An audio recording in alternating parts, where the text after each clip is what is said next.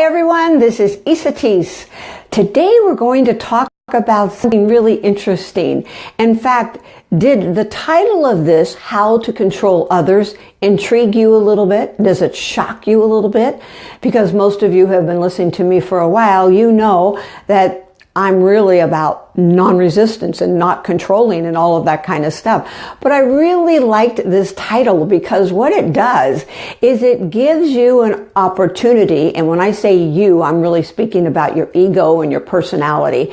That part of us really loves to control. Let's face it, we're all control freaks. Some people will admit it, some people won't.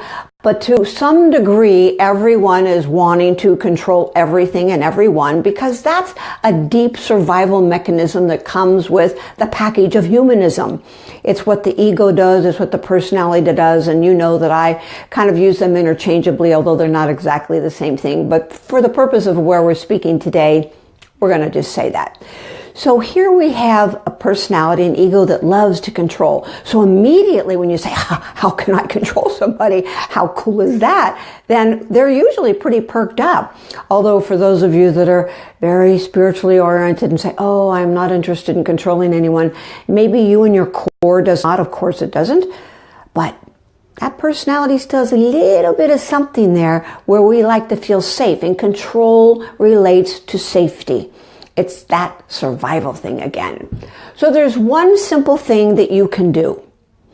Stop being reactive. So somebody comes up and says something to you and you want to just come back at them with, yes, but, or what about you having done this? Or we get into justification. We immediately have a boom, a reaction that is usually attacking, defensive, justifying, somewhere in that department. And what does that do?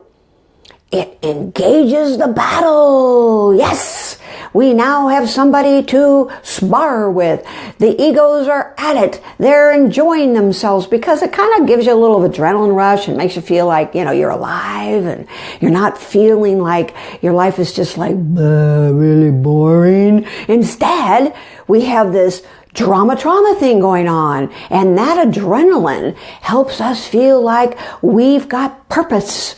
We can fight for our rights. We can do whatever it is we have to do to be right and to get what we want, which is control. Because again, if we're controlling, then we feel the illusion of being safe. So when you're not reactive, there's no battle. When you decide not to be reactive to anyone else, then what occurs is that there is nothing to get into a spar with. The drama goes away. The trauma goes away. The activation of feeling like you need to defend goes away. When there's no defense, there's no battle. When there's no battle, there's peace. Now the ego will almost always say, well, that means that I'm giving in. That is a sign of weakness. I can't do that. Again, we're back into survival. I can't let them think that they won me over and then that they got their way. Well, why not? When you're really in control, you don't care whether someone over there thinks that it's okay or not okay. If they want the win, let them have the illusion that they're winning. You know in your heart and soul that you are actually in control. You actually are in control because you're over here observing how the whole thing's coming down. You're deciding how you're going to be. You're allowing people to have whatever it is that they want. Let them have it. What the heck? The real power is in you being centered in yourself without feeling like you have to battle to get your rights going. It's a pretty interesting thing, actually. So when you just breathe into the situation, and believe me, everyone has some form of trigger, and some triggers are bigger than others, and boom, you might get into that vortex, what I call the vortex of just being very, very reactive. Stop yourself as soon as you catch yourself doing that. Come into the breath, settle into your body, and say, okay, do I really choose to get into a battle which will lower my vibrations, interfere with my good thinking, interfere with the success of what it is that I'm desiring?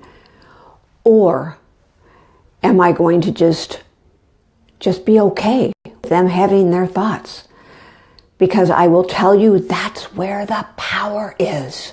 The power and the control is you determining how you are going to be in any given situation with any person that you're interacting with.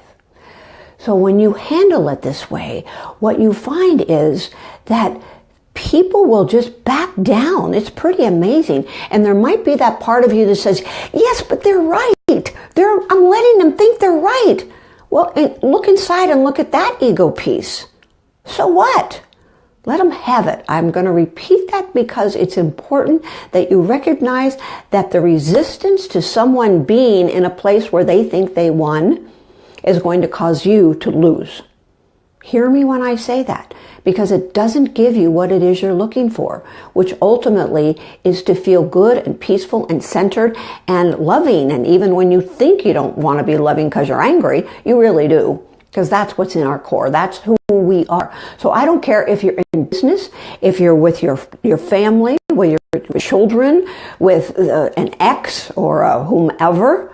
Really look at how you can take mastery over how you're going to be with every single given situation and how you can maintain control, because the control is really in here. It's inside of oneself. That's how you allow yourself to get the upper hand, if you will. So when you've got that going on, breathe, zip it, stay in a place where you allow it to be there, and when you're really empowered, you'll say, wow, I see that you feel really strongly about that. It's an interesting viewpoint. That's a response rather than a reaction. That's a non-battling answer. Start to look at how you can be with everyone you're with in a non-battling, non-confrontive. Stay in your own control and watch what changes in your life. I don't know if you know, but I'm going to be going to South Africa and Johannesburg, and I'm leaving next week actually. And I'm very excited because I'm going to be speaking at what's called the Tycoons of Wealth. There's going to be about 1,800 people there that I'll be speaking to. I'm very excited. So if you know anyone in Africa, please let them know, or let me know so I can let them know, because they may choose to come to this event. I think that it will completely change their lives, especially around business and relationships. I'm really honored to be able to be there. I also want to ask you to right now, if you're not on my mailing list, get on my mailing list. You can private message me your email. I'll put you on. Or you can go to www.ultimaterelationshipacademy.com, and up the very top there's a place where you can get a free gift, and that will automatically subscribe you, because I've got some things that are coming up in the next several weeks that are going to be off the charts. I have free programs and free things that are going to really support you. And I also have things that will take you deep into yourself. I do private coaching. I do seminars and retreats, and I would love to be with you in person. So reach out, let's connect, and let's see how I can best support you in having the life that you truly love to live. No more struggle, no more stuck, no more fear. Let's take on what it is that you're committed to. Until next time, feel a hug.